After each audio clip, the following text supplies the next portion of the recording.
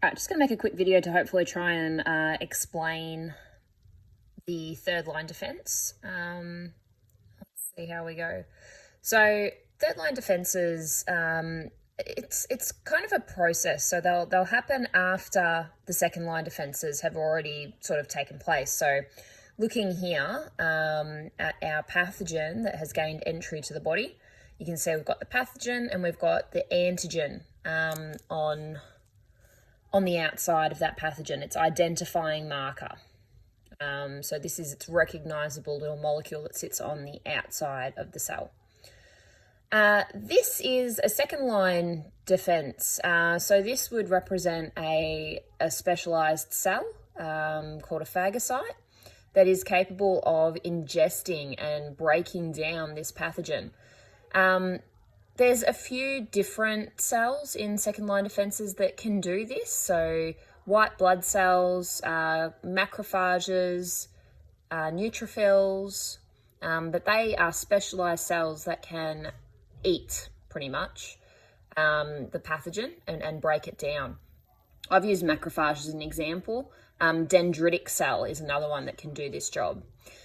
Okay, so what these cells can do is when they break down the bacteria, we'll call this. So this macrophage has taken in, it's ingested this bacteria, and you can imagine that the cell would have sort of formed a shape around the pathogen, taken it in, and this would have become an organelle called a lysosome, and it's broken down the pathogen.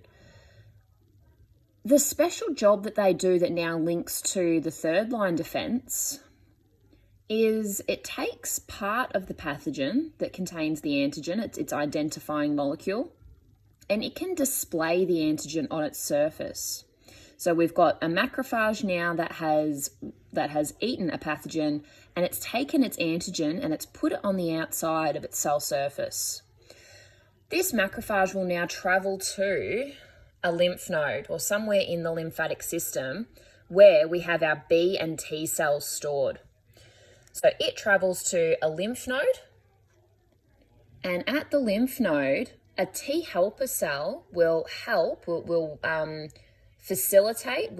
this macrophage present the antigen to a B cell that is capable of recognizing it. So in our lymph node, we have lots of different shaped antibodies sitting on our B cells. And you can see I've drawn my antibodies slightly different to what you've got them on style. On style, they represent the antibody sort of with a shape like that to resemble what it's joining to. In actual fact, antibodies, they don't have one recognition site, they have two. So on either end of the antibody, you have two places where it could join to an antigen. So that's a small difference between what I'm showing you and what style shows you. And hopefully that clears up why I've got them drawn slightly different. But in our lymph node, see we've got 3 B cells drawn here, and they've each got antibodies that are a slightly different shape. So we've got ones that have this little triangular shape, ones that have a bit that's meant to be circular, a circular shape, and ones that can recognize a square shape.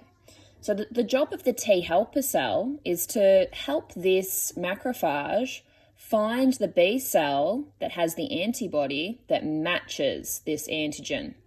Once that happens, so once this B cell attaches to the antigen, the T helper cell triggers it to divide into 2 new different kinds of B cells, and this is where we get our B plasma cells and B memory cells. B plasma cells, they're the weapons factory that you would have seen talked about. So they're the ones that will just make lots of this antibody and send it out into the body, into the site of infection. B memory cells, this is where we get our immunity. So the next time we have this same pathogen enter our body, our B memory cells can respond really fast and make lots and lots of antibodies to get rid of the infection before it causes any real trouble in the body. So that's where our immunity comes from, B memory cells.